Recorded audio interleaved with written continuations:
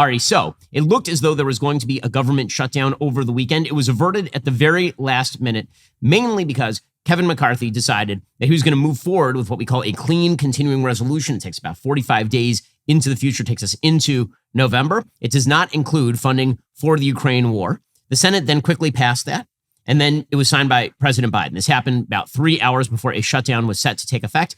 The Democrats obviously did not want to have some sort of deep abiding fight over Ukraine funding in the continuing resolution. They didn't want to go to the American people and say the reason we're having a government shutdown right now is because we need X billion dollars more for the Ukraine war. Again, the sentiment against the American funding of the Ukraine war is growing and growing, mainly because the United States has never presented a plan for any sort of off-ramp. If you actually want the American people to back a plan, you have to have a plan. But the Biden administration has no plan. Democrats didn't want to have that debate publicly. Now, the reason that this deal ended up getting done in the way that it got done is because there was a wing of the Republican Party that actually scuttled a significantly better deal. Just a couple of weeks ago, it looked as though the Republicans were going to pass a House resolution that would provide for continuing funding for the government that would have amounted to an 8% cut in discretionary spending over the course of the next X number of months. And not only would it include an 8% cut, it would also include border security measures. And for some reason that no one can discern, Matt Gaetz and company on the right wing of the Republican caucus decided that they were going to not vote for that. They wanted more. They wanted no spending whatsoever. They weren't going to explain exactly what it was that they did want or what they thought could pass the Senate. Instead, they were just going to stand there and shout no at Kevin McCarthy. And a lot of people were like, I don't even understand why you're shouting at him. Like, what do you think he can do? He has a Democratic Senate and a Democratic president. He already won one government shutdown debate with Joe Biden because Joe Biden, like a fool, came out and suggested that he was not going to negotiate whatsoever over spending. And then he ended up caving, and McCarthy got some funding cuts around the edges. Well, the same thing was going to happen here. McCarthy was going to pass a bill that included an 8% discretionary funding cut and border security measures. It was then going to go to the Senate, and Democrats were going to be forced to argue that they would rather the entire government shut down than that these cuts be allowed or that border security be allowed. Again, wrong-footing Democrats is what you have to do to win future House elections. Instead, the right wing of the caucus, again, all it takes is a couple of votes for the Republicans to lose their majority on any vote because they only have 221 votes in the actual House of Representatives of the United States. They can only afford to lose about 4 votes and still pass a piece of legislation by majority vote. And so that got scuttled. And instead, a worse deal got done. And then that worse deal is being used, as we'll see in just a second, by Matt Gaetz to suggest that Kevin McCarthy ought to be ousted from the speakership. So it was basically a catch-22 that Gaetz was setting up for McCarthy. He wasn't going to pass a better version of the bill for some unspecified reason because McCarthy was a sellout. And then when a worse version of the bill gets passed, then it's because McCarthy is a sellout. In any case, according to the Wall Street Journal, the House voted 335 to 91 for the measure, exceeding the 2/3 majority needed to clear the bill, which was considered under special procedures requiring a supermajority of votes. All but one Democrat voted in favor of the measure, while nearly half of Republicans voted against it. Several hours later, the Senate voted 88 to 9 to pass the legislation, and then Joe Biden signed the measure. The surprise breakthrough upended expectations. Congress was too divided to pass anything in time to keep the government from partially shutting down at 12:01 a.m. on Sunday. House Democrats initially were suspicious of the proposal and stalled for time. As we will talk about in just a second, one of the procedures for stalling for time involved actively pulling a fire alarm in order to create some sort of emergency protocol response to delay the vote. On the Senate side, anger over the move to pull Ukraine aid led to a nerve-wracking dinner time delay. The measure includes $16 billion in disaster relief. It omits assistance for Ukraine. It excludes border security measures sought by Republicans. And it renews the expiring flood insurance program through November 17th and reauthorizes the Federal Aviation Administration through the end of December. Kyiv, for its own part, is in Ukraine. They're downplaying the lack of Ukraine aid in the new spending bill. Ukraine's ambassador to the United States, Oksana Markarova, she said, there are funds. The government will work. There is no threat to the supply of previously approved weapons and equipment. She said there is time, there are resources. More importantly, there's bipartisan and bicameral support for Ukraine. And that may well be true, that you might be able to pass some sort of standalone Ukraine aid provision, but that's not going to be true for very long in the U.S. Congress. In other words, there better be an exit plan, as we say before. Joe Biden, for his part, he came out and he praised the Congress for avoiding the shutdown, but then blasted extreme House Republicans for a manufactured crisis. He put out a statement saying, quote, tonight, bipartisan majorities in the House and Senate voted to keep the government open, preventing an unnecessary crisis that would have inflicted needless pain on millions of hardworking Americans. This bill ensures that active duty troops will continue to get paid. Travelers will be spared airport delays. Millions of women and children will continue to have access to vital nutrition assistance and so much more. This is good news for the American people. But I want to be clear, we never should have been in this position in the first place. Just a few months ago, Speaker McCarthy and I reached a budget agreement to avoid precisely this type of manufactured crisis. For weeks, extreme House Republicans tried to walk away from that deal by demanding drastic cuts that would have been devastating for millions of Americans. They failed. Now, the reason they failed, by the way, is not because of Democrats. The reason that they failed is because Matt Gaetz and company decided that they were going to fight back against that particular provision. For a reason that no one can discern. It is not conservative to walk away from bigger spending cuts simply out of personal ire, apparently, at Kevin McCarthy. Biden continued while the Speaker and the overwhelming majority of Congress have been steadfast in their support for Ukraine. There is no new funding in this agreement to continue that support. We cannot, under any circumstances, allow American support for Ukraine to be interrupted. I fully expect the Speaker will keep his commitment to the people of Ukraine and secure passage of the support needed to help Ukraine at this critical moment. So he's throwing it back on McCarthy and saying that we definitely need more aid. Obviously, that's a battle that's going to be pretty significant as to how much more aid McCarthy is willing to pass or how much aid Republicans are willing to put forward. Biden then followed up with that. He said, I hope that McCarthy has now had a personal revelation with regard to the extremism of his own caucus, or at least that's what Biden is trying to say. His face hole doesn't work anymore. Mr. President, are you going to be able to trust Speaker McCarthy when the next deal comes around? We just made one about Ukraine, so we'll find out. But are you worried that he is going to be forced by fellow Republicans to back away from any deal he cuts with you? I hope this experience for the Speaker has been one of a personal revelation. I'm not being facetious.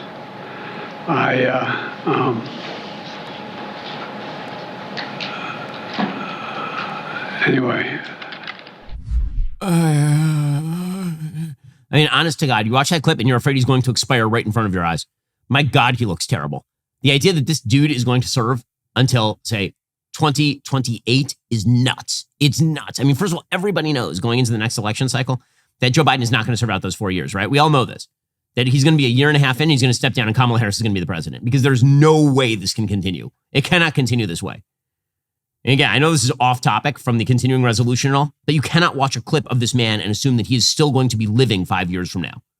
That is not a wish. That is just a reality. Maybe he will, but he's basically losing it right now. And that is not good news for the American people. In just 1 second, we'll get to the Democrats trying to hold up the vote through illegal measures. You might say insurrectionist measures. We'll get to that momentarily. First, I want to talk to you about Daily Wire's most trusted privacy partner and premier sponsor of this show, ExpressVPN. Have you ever heard of data brokers? They're the middlemen collecting and selling all those digital footprints that you leave online. They can stitch together detailed profiles which include your browsing history, online searches, and location data. They then sell that profile to a company that delivers you a targeted ad. No big deal, right? Well, you might be surprised to learn those same data brokers are also selling your info to the Department of Homeland Security and the IRS.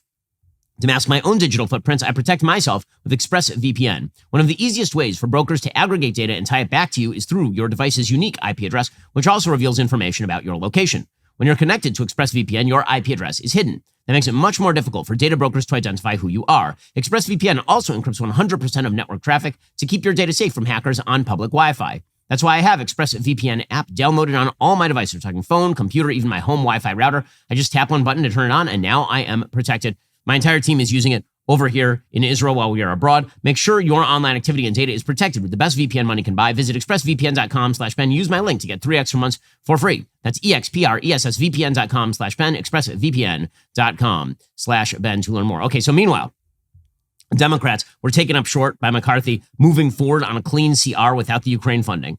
And they were pissed because they wanted the Ukraine funding in the continuing resolution. And they want to continue to pour money into Ukraine. And so they were mad. They tried a bunch of tactics to delay the vote, trying to come up with some other sort of solution without having to vote for it. Hakeem Jeffries basically tried to filibuster the thing. But Jamaal Bowman, the moronic congressman from New York, and there is no other way to put it, he is a moron. I mean, because either he is a moron because he thinks what he was going to do is going to work, or he's a moron because he doesn't know how fire alarms work. Let me explain. So, as this vote was about to take place, he apparently pulled a fire alarm in a Capitol office building on Saturday. What? So apparently a security video was distributed to officers so they could find the person who pulled the video alarm See if you can spot who this is. Yeah, that's Jamaal Bowman standing directly behind a sign that says emergency exit only. He, instead of walking through the tunnels, there are tunnels that connect the various office buildings on the Hill. Instead of walking through the tunnels, he walks over to a fire alarm and he pulls the fire alarm. Representative Jamaal Bowman pulled the fire alarm in Cannon this morning, an account controlled by Republicans on the committee. He said an investigation into why he pulled it is underway. There's a resolution that is now circulating to expel Bowman from the House over the incident. Like the idea of pulling the fire alarm in order to delay a vote is insane. Today at 12:05 p.m., a fire alarm was activated on the second floor of the Cannon office building, a Capitol Police spokesperson said. The building was evacuated while USCP officers checked the building. The building was reopened after it was determined there was not a threat. An investigation into what happened and why continues. Democrats were trying to delay starting the vote. They'd been given very little notice about the vote. Many complained Republicans were trying to vote before Democrats had time to read the bill. Hakeem Jeffries delivered a 52-minute speech in an attempt to have everybody sort of come up with some strategy to thwart McCarthy. Ultimately, the vote began 2.5 hours after it was scheduled to start. Democrats overwhelmingly then voted in favor of the bill because they'd been essentially outplayed by McCarthy on the Ukraine aid, and they were getting pretty much everything else that they wanted in this particular bill. So the big question is, why is Jamaal Bowman pulling the fire alarm? And the answer is he's obviously attempting to delay the workings of Congress. Now, I'm old enough to remember when attempting to delay the workings of Congress in the official duties that they were attempting to effectuate was considered a criminal violation, punishable with years in prison. If you attempt to stop the business of Congress, that's an actual criminal charge. And if you're a congressperson who pulls a fire alarm in an attempt to stop the business of Congress or delay the business of Congress, that is similarly criminal. Jamaal Bowman, for his part, he apparently is suggesting that he doesn't know how fire alarms work, which is weird, since we all know how Have you ever pulled a fire alarm thinking it was going to open a door? Is that a thing you've ever done? No, because you can read and because you have a functioning brain. So you have two choices if you're Jamaal Bowman. Either you're too stupid to understand what a fire alarm does, or you're trying to delay the vote in Congress, which is criminal. So either you're criminally stupid or just criminal. One of the two. And those are the only two choices. There is no third choice. Either you're a moron who doesn't understand that if you pull a fire alarm, the fire alarm is going to go off, or you are actively attempting to stop a vote in Congress from taking place, which is a violation of law. Here is his statement, quote, "I want to personally clear up confusion surrounding today's events. Today, as I was rushing to make a vote, I came to a door that is usually open for votes, but today it would not open.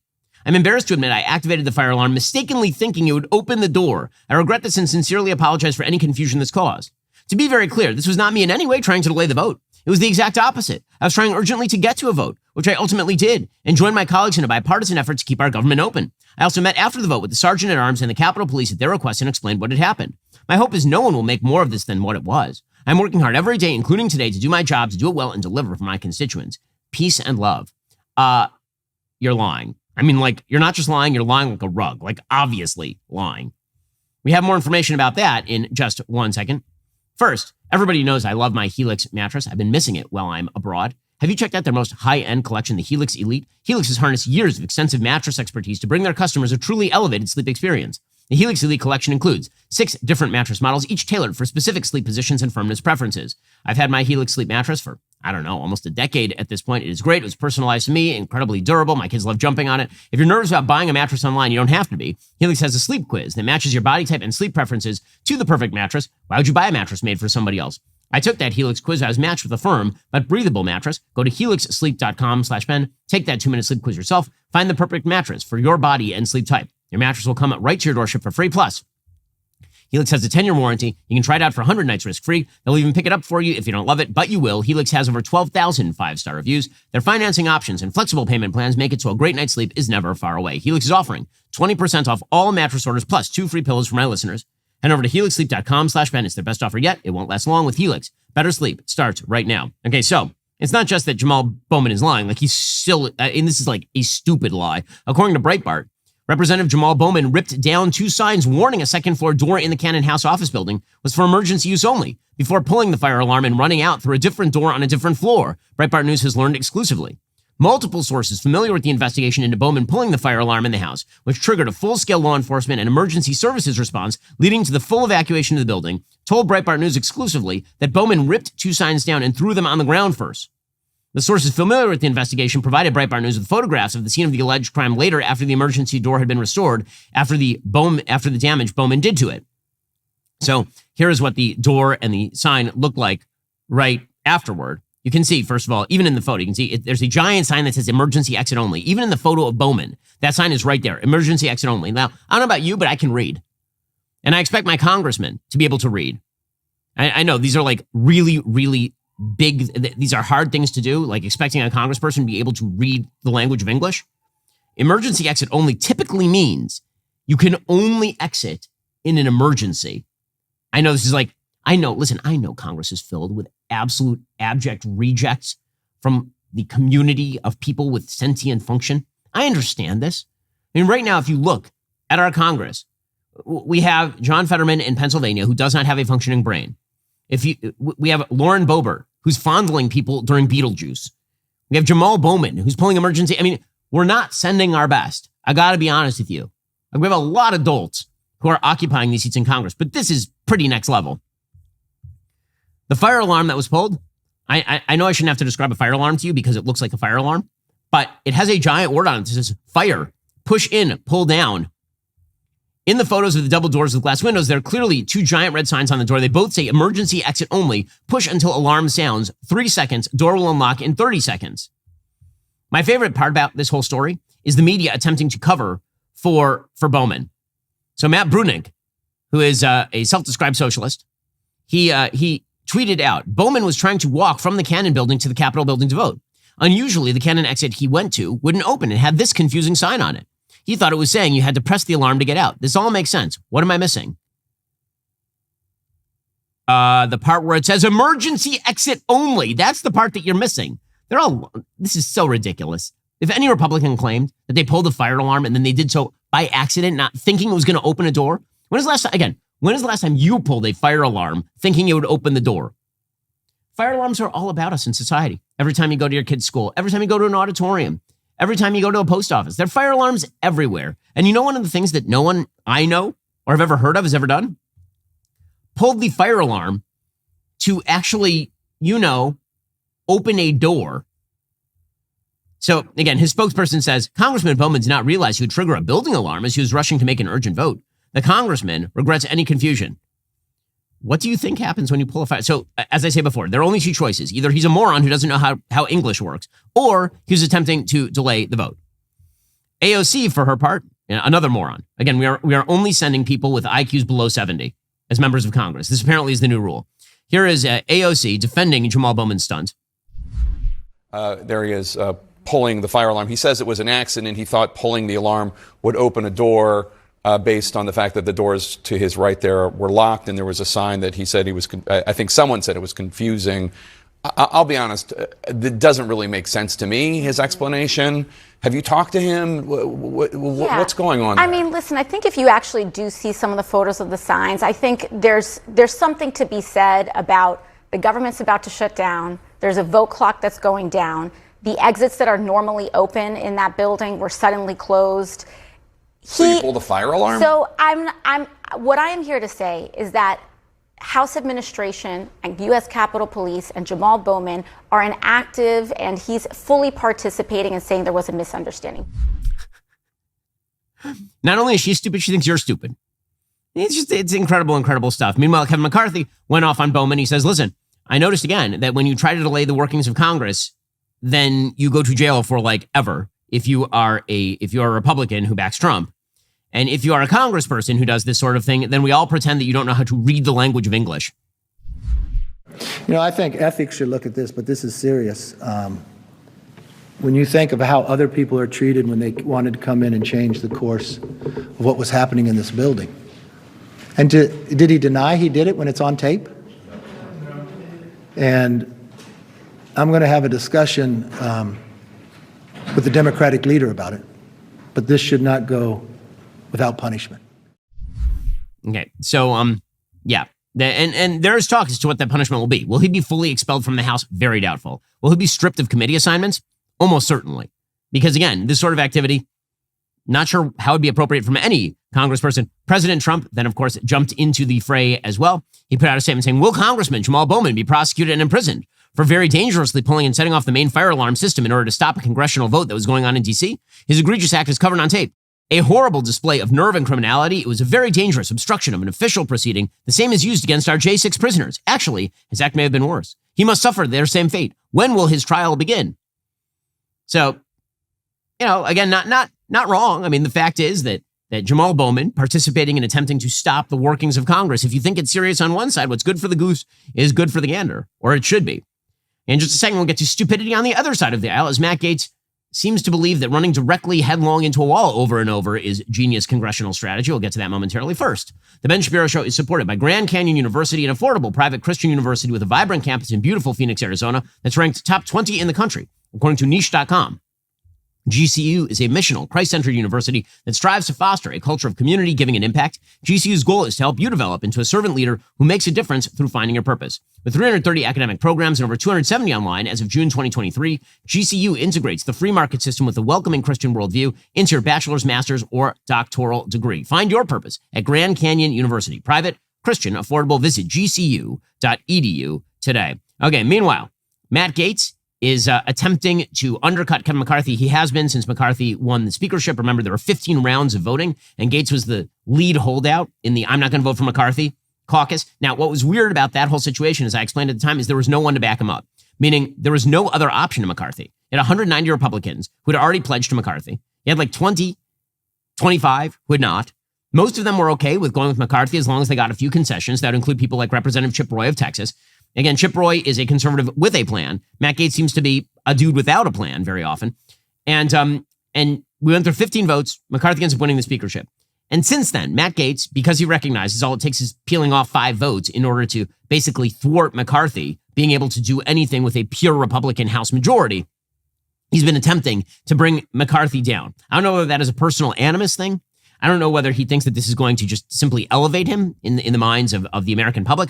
I don't know what it is. But according to the Wall Street Journal, McCarthy's most vocal political antagonist, Representative Matt Gaetz, has repeatedly threatened to try to oust him as Speaker if the California Republicans scheduled a vote on the continuing resolution. Shortly after the House vote, Gaetz shouted, "Mr. Speaker," to get the attention of Representative Steve Womack, who's chairing the proceedings.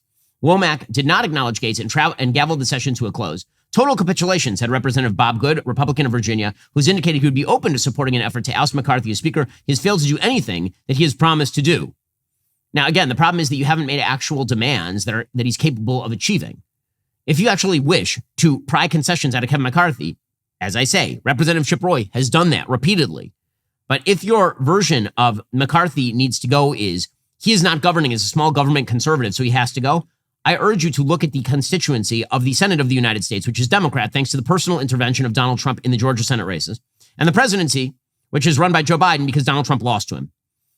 Those would be the places to look if you're thinking about how far can you cut the government successfully. And the answer is not particularly far, since you don't run the Senate and you also don't run the presidency. And also, I seem not to remember Matt Gaetz being particularly vocal about cutting spending when Donald Trump was the president and the Republicans controlled the Senate. I don't remember him attempting to shut down the government over spending protocol when it was an entirely Republican Congress and a Republican president of the United States who blew out the budget to the tune of $7 trillion. I don't remember that at all. Do you? Maybe I'm just forgetful. Or maybe this is just politics.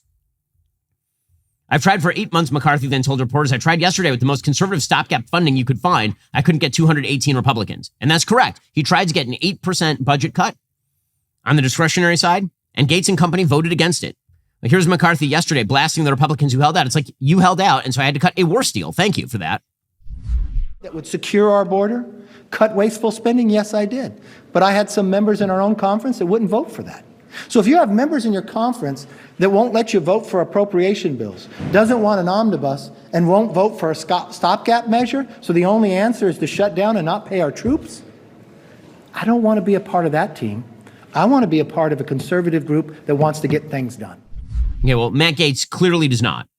I mean, there are certain things that Matt Gaetz has done that I like. This is certainly not one of them. And his personal grudge match against McCarthy seems to be one of the dumbest things going on in Congress. And again, Congress is filled with dumb things these days. So Gaetz says he's now going to file a motion to vacate the speakership. And again, all it requires basically is peel off 5 Republicans, and McCarthy has to go through another speakership battle. Again, what concessions is he going to provide to McCarthy? He won't say. What does he want from McCarthy? He won't say. Who's his backup to McCarthy? Who's he going to put in the speakership position to take over from McCarthy? He won't say, and neither will anyone else. Steve Scalise does not want it. Jim Jordan does not want it. In fact, one of the worst positions in American politics is Speaker of the House. And I got to be honest with you, McCarthy so far has handled it pretty well considering the slim majority that he actually has and a Democratic Senate and a Democratic president. But here's Matt Gaetz saying he's going to file a motion to vacate the chair. Are you going to make a motion to vacate? Speaker McCarthy made an agreement with House conservatives in January. And since then, he has been in brazen, repeated material breach of that agreement. This agreement that he made with Democrats to really blow past a lot of the spending guardrails we'd set up is a last straw. And then overnight, I learned that Kevin McCarthy had a secret deal with Democrats on Ukraine. So as he was baiting Republicans to vote for a continuing resolution without Ukraine money, saying that we were going to jam the Senate on Ukraine, he then turns around and makes a secret deal. Now, I know you and I probably have different views on U.S. involvement in Ukraine, but however you think about that question, it should be subject to open review, analysis, and not some backroom deal. So I do motion to vacate tomorrow? I do intend to file a motion to vacate against Speaker McCarthy this week. I think we need to rip off the Band-Aid. I think we need to move on with new leadership. Okay, so what is that leadership? He won't say. So he was asked, so who'd be the speaker? If you get rid of McCarthy, who takes over for him? And Matt Gaetz is like, If you somehow succeed after multiple tries, I mean, who would be the speaker? Well, we have a lot of talented people in our conference. Obviously, it's an awkward discussion while our number two, Steve Scalise, is in treatment for blood cancer. So I'm not going to pass somebody over because they're getting a medical treatment. I want to see how Steve Scalise comes out of that. So Steve Scalise is not going to be the guy. He already does not want to be the guy. He has said that repeatedly. Gaetz says this isn't personal, by the way. This is all based on principle, which I find hard to believe considering that he voted with Donald Trump's position in the 117th Congress 100% of the time. Literally 100%. Which includes, presumably, all of Donald Trump's big budget blowouts. Anyway, here's Matt Gaetz talking about how this isn't personal about McCarthy. Well, matter of fact, just a couple weeks ago, Kevin McCarthy appointed me to the National Defense Conference Committee on the NDAA, and we spoke about some of our aligned defense priorities. So this isn't personal. Some people make policy disagreements personal because their own policy failures are so personally embarrassing to them. I hold no personal animus to with any of my Republican colleagues, by the way, including my Republican colleague you're about to have on next, who's had some pretty terse words from me. But at the end of the day, this is about spending. This is about the deal Kevin made in January. Again, it really isn't. It really isn't. Okay, so then Gaetz says, since the 1990s, it's been about debt. It's been really about debt here. Since the mid-90s, this government has been ruled by continuing resolution or omnibus bill. That's why we're $33 trillion in debt. My plan to go onto single subject spending bills would actually allow us to put that downward pressure. And I acknowledge that in divided government, you have to work with Senate Democrats. You have to work with the White House. But I don't think you should work with them on a continuing resolution or an omnibus bill. You should make those Senate Democrats have to take up our defense bill to give troops a raise, take up our Homeland Security bill to make changes at the border, take up our veterans bill. And if they did those things, people would have to vote on specific programs rather than just saying, oh, well, I voted for the government funding bill, and sure, there's some stuff at the Department of Education I don't like, but I had to be there for the veterans. I mean, listen, I would love all that stuff too. It's also not going to happen. And the reason it's not going to happen is because every time one of those bills gets brought up, Democrats reject it. And McCarthy doesn't have a durable enough majority in the House to actually get this stuff done in the first place. Now, to be fair to Matt Gaetz, when it comes to spending, Matt Gaetz has voted against pretty much every budget bill that has ever been presented to him as a congressperson. Matt Gaetz's voting record when it comes to spending is significantly better than his verbal record when it comes to spending. He seems to become very vocal the minute that Donald Trump is not in office. And when it came to spending while Donald Trump was in office, he voted, frankly, how I would vote on a lot of these budget bills, no. But he didn't talk a lot about it because that would have put him at direct odds with President Trump. So again, he's not wrong on the spending, but this is part of the great lie of how conservative politics works these days. You got to get what you can get. The notion that you can always get the moon is silly. I know that there's a whole group of people out there who believe that if you just shout loud enough that magically things manifest. That's not how this works. When Ted Cruz decided to shut down the government over Obamacare in the vain hope that Barack Obama would repeal Obamacare, it was never going to happen. It was never going to happen. When Matt Gaetz is doing this routine in the vain hope that he's going to get Republicans to cut the budget by 50%, Democrats in the Senate and Joe Biden will go along with it, that obviously is not going to happen. Kevin McCarthy, for his part, he says, bring it on. You want to do this thing again? Let's do it. Matt Gaetz, who says he's going to seek a motion to vacate. He's going to try to oust you as Speaker of the House. Well, that's nothing new. He's tried to do that from the moment I ran for office. Look. Well, this time he says he's going to keep going. May not get there before the 15th ballot, but it took 15 for Kevin McCarthy. He says he's coming for you. Can you survive? Yes, I'll survive. You know, this is personal with Matt. Matt voted against the most conservative ability to protect our border, secure our border. He's more interested in securing TV interviews than doing something. He wanted to push us into a shutdown, even threatening his own district with all the military people there who would not be paid, only because he wants to take this motion. So be it. Bring it on. Let's get over with it, and let's start governing. Yeah. Again, McCarthy's not wrong about this. One of the big problems here is, again, Matt Gaetz is not the only member of Congress in the Republican Party. There are a bunch of Congress members who are in purple districts. Do you want them to lose their seats? Matt Gaetz apparently doesn't care. Because here's the thing. Matt Gaetz can vote against these budget bills as much as he wants. He's not losing his seat. He's in a very red district. But if you are, for example, Representative Mike Lawler from New York's 17th, you could easily lose your seat, which means the House majority is gone. And when the House majority is gone, what exactly is the check on Democrats doing whatever the hell that they want? Here's Mike Lawler talking about this. If they vote with Matt Gaetz, and Gaetz only needs to have a handful of Republicans, and he can remove Speaker Kevin McCarthy. So what's your message to Democrats about whether or not to go along with that? Look, ultimately, Democrats are going to make a decision for themselves. I think it is destructive to the country to put forth this motion to vacate. We have a lot of work to do. The American people elected a House Republican majority to serve as a check and balance on the Biden agenda and the administration's reckless spending. The only way to do that is to complete our appropriations work. Okay, he's not wrong about this because, again, the easy tactical decision for people who are in very red areas is always take the hard line. And then there is the overall job of Kevin McCarthy to make sure that he retains his majority and does the most conservative thing he can. And listen, I don't think McCarthy walks on water. I think McCarthy makes mistakes. I think that he's done things that I wouldn't do sometimes. Do I think that what Matt Gaetz did here makes any sense? It's because of Matt Gaetz that the original better bill that the Republicans were going to pass got scuttled. Meanwhile, the 2024 presidential race is heating up. We'll get to that momentarily. First, we got a wonderful lady who works over here named Fabby. Fabby does my makeup every morning. She's a delight. We love Fabby. Also, we're all a little scared of Fabby. Fabby is the kind of person who, if you cross her, might commit an actual killing.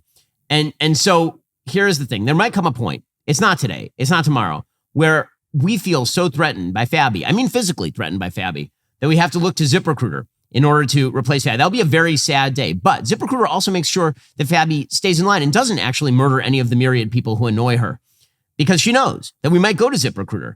So ZipRecruiter makes our hiring process a lot faster and easier. ZipRecruiter's powerful technology works for you to identify people whose skills and experience match your job. ZipRecruiter saves you time by letting you easily invite your top candidates to apply to your jobs. They are more likely to apply sooner. ZipRecruiter is trusted by millions of people. In fact, over 3.8 million businesses have come to ZipRecruiter for their hiring needs. Let ZipRecruiter make your job easier. 4 out of 5 employers who post on ZipRecruiter get a quality candidate within day one. Go to ZipRecruiter.com/dailywire to try ZipRecruiter for free. Again, that is ZipRecruiter.com/DAILYWIRE.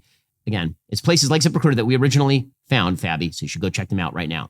Also, back in March, my good friend launched the highly successful Jeremy's Chocolate Bars, hilariously labeled he, him, and she, her, only one of which has nuts, which you should know, obviously. The campaign was a huge hit. It sold out in a matter of days. People kept trying to order them. We grew our inventory. We also sold those out. Well, now, just in time for Halloween, we are proud to announce the all-new microaggression-sized chocolate bars, because the truth is even sweeter when shared. Fight back against the woke corporations who think werewolves can be mummies. Go to jeremy'schocolate.com. Order your chocolate today. Okay, meanwhile, the 2024 race continues to be fascinating in a wide variety of ways. On the Democratic side of the aisle, Joe Biden continues to be incredibly weak. His entire campaign pitch is not going to be the economic side, because Americans hate his economic plans. Can't be immigration. Americans hate his immigration plans. Can't be crime. Americans don't like that. Can't really be foreign policy, since Americans don't like that all that much. It's going to be, you guessed it, democracy is dying like me. In any case, this is Joe Biden's entire campaign pitch. He is, every time I see him, it doesn't matter, each individual clip on the show, he looks markedly older between the clips. Like the aging process, he is aging like that dude at the end of Indiana Jones and the Last Crusade. Like he drank the wrong cup. He chose poorly. Here is Joe Biden talking about democracy dying. That's why I think that I want to increase the focus on the fundamentals here. That democracy, literally our democracy, is at stake. And it's by altering the institutional structures to protect it. And I think that we're in real trouble. Well, that again is only going to fly if Donald Trump, number one, is the nominee, and number two, if he makes that the centerpiece of his campaign. Now, both of those things could very well happen. In fact, I'd say there's like an 80% shot that both of those things happen, that Trump is the nominee, and that as the nominee, the centerpiece of his campaign is Trump, because Trump can't avoid talking about Trump. However, there is now another confound. So RFK Jr. is now talking about running as an independent, which of course he is, because why wouldn't he? He's not going to get the time of day in the Democratic primaries. They're not going to allow him to run in a broad majority of Democratic primaries. He is not going to actively be on the ballot in many of these places. And so now, apparently, he is going to drop his bid to challenge Biden for the Democratic presidential nomination and instead mount a third-party campaign for the presidency. This is according to a report from Mediaite. A Kennedy campaign insider says Bobby feels the DNC is changing the rules to exclude his candidacy, so an independent run is the only way to go. So how much of the vote will he draw? This is an open question. He is currently polling about 15% in the national surveys. There's no actual good poll that shows Trump, Biden, Kennedy as a three-person race. However, what the polls do show is that Republicans view Kennedy more warmly than Democrats do. So there's a poll from Quinnipiac University, for example, that shows that Republicans like Kennedy 48-18, 18% unfavorable, 48% favorable. Meanwhile, for Democrats, the Quinnipiac poll shows 14% favorable, 57% unfavorable. So are there going to be a lot of Republican voters who actually shift away from the Republican ticket and vote for Kennedy as a third-party option? Or are more Democrats likely to do so? Now, you can make the case either way. I actually think that he's probably likely in the end to draw more Democrat votes. Why? Because many of the same people who like Kennedy in the Republican Party really like Donald Trump. So it's not the anti-Trump Republicans who like RFK Jr. There is virtually no crossover in that Kamala Harris special Venn diagram. Right? That Venn diagram does not include a lot in the middle. The people who hate Donald Trump but love RFK Jr. Very, very small group inside the Republican Party. However, the group of people that really don't like Joe Biden in the Democratic Party and the people who like RFK Jr. in the Democratic Party, that actually is a pretty sizable group. So is he going to draw more from Republicans, more from Democrats? My guess is in the end, he will draw more from Democrats. Is that enough to put Donald Trump over the top? Theoretically, it could be. This is why you see so much fear on the Democratic side of the aisle over a no labels run or Cornel West or something. They're afraid that Cornel West might draw just enough of the black vote to hurt Joe Biden. What about like a 5-candidate race in which you have a no labels candidate, like say a Joe Manchin, and you have a Cornel West candidacy, which is specifically targeting the black community and some woke whites. And then you have an RFK Jr. candidacy, which is basically the Bernie Sanders vote. Well, what then? Well, all of this could chip away at Joe Biden's lead. That is presumably one of the reasons why Republicans are pretty positive about RFK Jr. They think that maybe he's going to thwart Joe Biden's reelect efforts. So that is sort of a fascinating dynamic to throw into the middle of the campaign. Meanwhile, on the Republican side of the aisle, the two mainstream candidates who are opposing Trump, because all the other candidates on the stage are there for bleeps and giggles, basically. Vivek Ramaswamy, as I've said before, is running for Senate in Ohio, or he's running for a position in Trump's cabinet, or he's running for a podcast. Tim Scott is there. No one knows why. Doug Burgum, no one knows why. Chris Christie, because he hates life. Mike Pence, because he wants to shore up his legacy. But the only other two candidates there who are serious candidates are Nikki Haley and Ron DeSantis. Both of them had interesting weekends over the weekend. So Ron DeSantis went on Bill Maher's show, and he actually did what he should have done like 3 months ago. It's an interview where he was actually able to push back against some leftist tropes. He's able to have a few viral moments. So he was asked by Bill Maher, in the last election cycle, you backed a bunch of candidates who denied that Joe Biden won the last election. Why did you do that? And here is DeSantis' excellent answer. But you campaigned for election deniers in 2022. This I do not forgive. Well, to quote The Godfather. I mean, Carrie Lake, who said Biden's an illegitimate president. Trump didn't. Well, now she's attacking me, so maybe I did make a mistake there, because she's out there saying she's trying to say that we mandated vax in Florida when we did the opposite. We protected people even from private mandates. So that may have been. But Trump lost the election, right? Yeah. Okay. So why did you campaign for people who? Because I wanted to see Republicans win key races. I think it's important. That's not a deal breaker issue for you. That's not democracy. Well, okay. Well, let's go back to 2016. your friends in Hollywood were cutting ads telling the Electoral College to vote against Trump in the Electoral College because it was stolen. They said Russia stole the election. For years they said that. So don't act like this is like a unique thing in modern history of the country. Hey, he's right about that. And by the way, he's getting applause from Bill Maher's crowd, which is a typically more to the left crowd. So that was a good moment for him. Also, Maher, he's been clear about this. Okay, to Bill's credit, again, I know Bill. I'm friendly with Bill. I like him. He said to DeSantis, you did handle COVID better than pretty much anybody. You keep wanting to get back to that, and I don't blame you, because you're right. We're on the same page there. And I think it's unfair what they did to you, because you did handle it better. You did handle it better. You were right. You were like, let's target the people, protect the people who are most vulnerable, and everybody else can go on with their lives a little better. You open schools sooner. And a lot of the stuff that's come in, the information we have after now, we've had a few years to look at it, you were more right. And they won't give you credit for that. Well, it's not about credit for me, though. It's not about credit for me. It's about them admitting that they were wrong, because they are setting us up. If this happened again, they would repeat the same playbook all over again. And if we don't have accountability, that's what's going to happen. So I'll bring accountability so it never happens in our country again. Okay, again, this is the stuff that DeSantis should have been doing months ago. Maybe it's too late. Maybe it's not. Okay, so DeSantis is starting to, actually, I think, turn it on a little bit in the late stages of the campaign. He did a speech in California in which he went directly at Trump, the way he should have all along. He was speaking at the California GOP convention, and he said, listen, Donald Trump always talks about turning Florida red, and that's true. I just wish that he hadn't done some of the other stuff, like turn other states blue. One of my residents was here earlier saying that he turned Florida red. All I will say is Ronald Reagan made the point, there's no limit to what you can do when you don't care who gets the credit. I just wish if he was the one that turned Florida red that he wouldn't have torn Georgia and Arizona blue, because that's not been good for us at all. He's exactly right about this. And the case that DeSantis should have been making all along is Donald Trump won an election in 2016, and he has done nothing but lose since then. He has lost Georgia Senate races. He has lost a presidential election to Joe Biden. And guess what? Winning is winning and losing is losing, and he's lost a lot. Okay, so DeSantis seems to at least be finding some sea legs in this campaign, even though we are now in the later stages of the campaign. Meanwhile, Nikki Haley is also starting to get some traction. First of all, it would be of great benefit if the race would pare down to those three. If it would pare down to those three, it could get some actual data. It would be kind of interesting. Right now, there are too many other candidates drawing 4, 5, 2%, who are sticking around and sucking up money and attention for no apparent reason. So over the weekend, Donald Trump decided that he was going to go after Nikki Haley by calling her a bird brain. Again, he has these nicknames for everybody. I've never been a fan of this stuff. First of all, it's a very, very limited group of nicknames. It's not like he has tons of them. They're not super creative. Yeah, in fact, they are so non-creative that he's now calling Joe Biden Crooked Joe after Crooked Hillary. Like, now she's beautiful, Hillary. She's not crooked. She's beautiful. Joe Biden. That guy. Joe Biden. They call him Joe. Crooked Joe. Like, all right. Okay. Well, now he's calling Nikki Haley bird brain. Quote, MAGA or I will never go for bird brain Nikki Haley. No loyalty. Plenty of lies. Okay, this loyalty.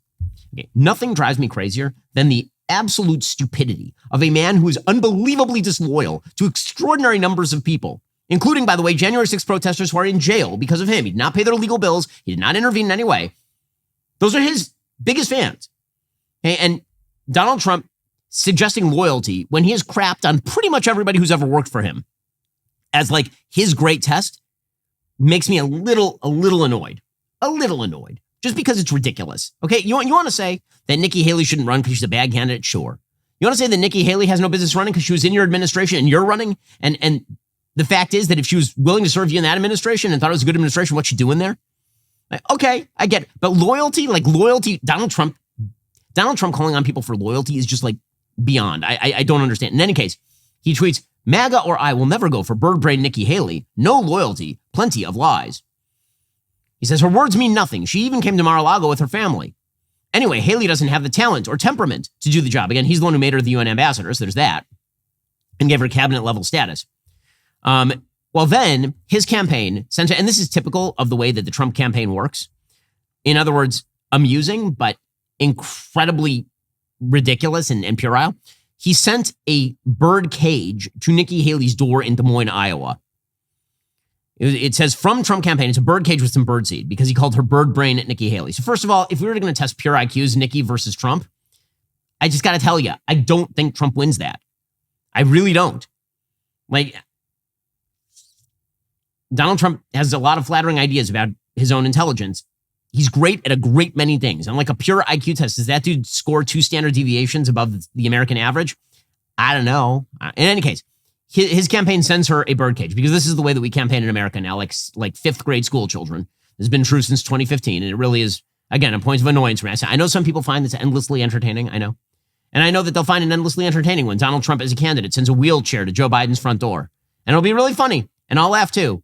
It ain't going to win him any additional votes. And so anyway, he sent that to Nikki Haley. And the way the Trump campaign works is that Nikki Haley then tweets that out. Because after a day of campaigning, this is the message waiting for me outside my hotel room. Hashtag pretty pathetic, try again. Hashtag you just made my case for me. And then all the replies from the Trump crowd are, this is Jussie Smollett. This is fake. It's not real. It's not true. It didn't happen this way. What is this nonsense? It's all okay. There's only one problem with that. Trump's campaign literally sent the picture to Mark Caputo to tweet out. So it went from, as with every Trump narrative, it went from, he definitely didn't do that, to, I mean, how dare you? You're making that up too. He did do it and it was a joke. Pretty funny, huh? It's like, okay, guys, pick one. Seriously, pick one. It's just like the gaslighting is so strong. And I get that it's all prankster bullcrap and it's all memery and all the rest of this. But like at a certain point, shouldn't from Congress to the presidency, shouldn't everybody grow up a little bit? Like just a little, like grow the up a little bit. Come on. Like I'm not just talking about Trump. I'm talking about Biden, who acts like a child. I'm talking about Lauren Boebert at Beetlejuice. I'm talking about Matt Gaetz challenging Kevin McCarthy on the basis of what? Scuttling a better deal for conservatives. I'm talking about Jamaal Bowman pulling the fire alarm, or AOC doing Instagrams of herself putting her face in ice water while she jabbers about democratic socialism. Like, why is our class of politicos a group of 5-year-olds? I don't understand. Well, maybe I do. In the end, I guess it's the voters' fault. My ire today runs strong. My kids got me up at 5:45 in the morning and annoyed me, and they are less annoying than our political class. Okay, in other news, Dianne Feinstein died over the weekend. Dianne Feinstein was, of course, incredibly elderly. She died at a ripe old age, having served in Congress for several years longer than she was fully sentient. She was 90 years old, and she was given the traditional send-off of the media, which was pathological worship of her record. They termed her a centrist, which is very weird since she had basically a 100% voting record with Joe Biden. I struggle to see what exactly about her record was centrist in any way. She was a far left liberal person. She is, in my book, good for, in terms of politics. She did one good thing, and that was this amazing clip of Dianne Feinstein. It's still one of my favorite political clips of all time. A bunch of environmentalist children arrive at her office to chide her about her environmental record, and she's like, "Your children, get out." Are trying to ask you to vote yes on the Green New Deal. Okay, I'll tell you what. We have our own Green New Deal. Some scientists have said that we have 12 years to turn this around. Well, it's not going to get turned around in 10 years. What we can do, Senator, if is this put doesn't get turned ourselves- around in 10 years, you're looking at the faces of the people who are going to be living with these Guess what? consequences. The government is supposed to be for the people and by the people and all You know for the what's people. interesting about this group is I've been doing this for 30 years. I know what I'm doing. You come in here and you say it has to be my way or the highway. I don't respond to that. I've gotten elected. I just ran. I was elected by almost 1 million vote plurality. And I know what I'm doing. Wreck the children. Do it. Yes. Love it. That is awesome. Yeah. Fond farewell to Dianne Feinstein on that score. And again, best wishes to her family. Disagree with her on everything politically, but she did dedicate 3 decades of her life to serving in the United States Senate. Nancy Pelosi says she left on her own terms. Again, that is a weird way to say that she should have left the Senate several years ago when she was no longer mentally functional, which is obviously true. Here is Nancy Pelosi. Because yesterday you accompanied Senator Dianne Feinstein on her final journey home to San Francisco aboard the military plane. It must have been a difficult journey. What was going through your mind during the flight? Well, I was with her daughter, and see, with Diane, it's obviously official, it's political, and it's very personal. This is a woman who she left on her own terms. You saw how she answered Larry Craig, but she did that any number of times when colleagues or others tried to minimize her standing on an issue. She and I were not always on the same place on the spectrum of politics, but we all cared about our country. Yeah, again, when Nancy Pelosi says stuff like that, I start to vomit a little bit. When we all cared about our country, Nancy Pelosi is as far left as it's possible to be. Her behavior in office has been egregious on multiple occasions. But again, when somebody passes away and they've done a lot of public service, then they deserve some respect for that. Now, on to the next controversy, which is Gavin Newsom. So Gavin Newsom has to fill her seat. This means that this is the second Senate seat that he has had to fill. The first one was Kamala Harris when she was, for no reason at all, except that she's a black woman, appointed vice president of the United States by Joe Biden. And she was then replaced by Alex Padilla, who no one had ever heard of. And now, after Dianne Feinstein has died, Governor Gavin Newsom was getting pressure to fill that seat with a black woman, because obviously if Kamala Harris was replaced by a Latino man, this means that the next seat has to be replaced by a black woman. This is how we do staffing in Democratic administrations. Now, there's a problem. He doesn't like Barbara Lee. So Barbara Lee, who is the prominent black congressperson running for the seat, she obviously wanted to basically just inherit the seat. And Gavin Newsom didn't want to intervene in that because he has Adam Schiff running for that office. Nancy Pelosi wants Adam Schiff in that office. There are a bunch of other candidates who are running. So instead, he has decided to choose off the board. He's going off the board and selecting a person named LaFonza Butler to the seat. Now, who the hell is LaFonza Butler? LaFonza Butler is a lesbian Democratic strategist and advisor to Kamala Harris's 2020 presidential campaign, in which she was wildly successful, by the way. Kamala Harris she must have been such an amazing campaign advisor that Kamala Harris had to drop out before California. She was such a good campaign advisor. She is the only black woman serving in the U.S. Senate, according to the AP, and the first openly LGBTQ person to represent California in the chamber. She leads Emily's List. So all she does is abortion. She's also a former labor leader with SEIU 2015. So, I mean, her wild left-wing credentials are well in order. She's a lesbian black woman who leads an organization devoted to abortion and is a former labor leader with the SEIU. She also happens to not be from California, so there's that. In her biography on the Emily's List website, it says she's from Maryland. She owns a residence in Maryland. She's from Maryland. So congratulations to Maryland on getting a third senator, I suppose. The reason Gavin Newsom did this, obviously, he checks the box that says black woman. He also doesn't endorse Barbara Lee, so he doesn't have to piss off Adam Schiff and his crowd. So clever pick by Gavin Newsom, who definitely is not running in 2024, guys. He's definitely not running, or hoping that Joe Biden will simply keel over and open things up. So again, clever political move by Gavin Newsom, but demonstrative, once again, of the fact that the way to get ahead inside the Democratic Party is to have some pretty excellent intersectional credentials. Okay, time for some things that I like and then some things that I hate. So things that I like today, I have to say that it is amusing to watch Democrats F around and find out when it comes to immigration. So Kathy Hochul, the governor of New York, the state's being inundated with illegal immigrants who are being shipped from the southern border, because it turns out a lot of people who cross the southern border would like to go to New York. She's like, well, you know what might be a solution would be to restrict migration. Oh, you don't say, Kathy. Here we go. It can be done. This can be done in a bipartisan way, comprehensive immigration reform. What specifically do you want? Numbers of people can come in. Well, we want them to have a limit on who can come across the border. It is too open right now. People coming from all over the world are finding their way through, simply saying they need asylum, and the majority of them seem to be ending up in the streets of New York, and that is a real problem for New York City. 125,000 newly arrived individuals, and we are being taxed. Now, we are always so proud of the fact that New York has the Statue of Liberty in our harbor. We are one of the most diverse places on earth because of our welcoming nature, and it's in our DNA to welcome immigrants. But there has to be some limits in place, and Congress has to put more controls at the border, and not in this budget threat, shutdown threat. Talk about eliminating positions for Border Patrol when we actually need to double or quadruple those numbers. So get back to work and do your jobs. So, yeah, there is great irony to all the Democrats who are claiming, what does it say on the Statue of Liberty? Look at the Statue of Liberty. What does it say? Well, it's in New York, and apparently you guys can't read. So that's exciting news. The New York Times has an entire piece today titled, Why Can't We Stop Unauthorized Immigration? Because it works. Apparently it's amazing. According to the New York Times, Responding to the sense of crisis in New York and around the nation, the Department of Homeland Security recently announced it would grant temporary protected status to about 472,000 Venezuelans, allowing them 18 months to live and work in the United States. This measure may help New York because many of the migrants that have traveled to the state from Venezuela. But as Eric Adams pointed out on the Upper West Side, New York now also shelters migrants from all over the globe, including Ecuador, Eastern Europe, and West Africa. So the Biden administration's decision on temporary protected status is at best a partial and fleeting solution. The variations in policy between administrations have had almost no effect on the number of migrants trying to enter the United States through the southern border.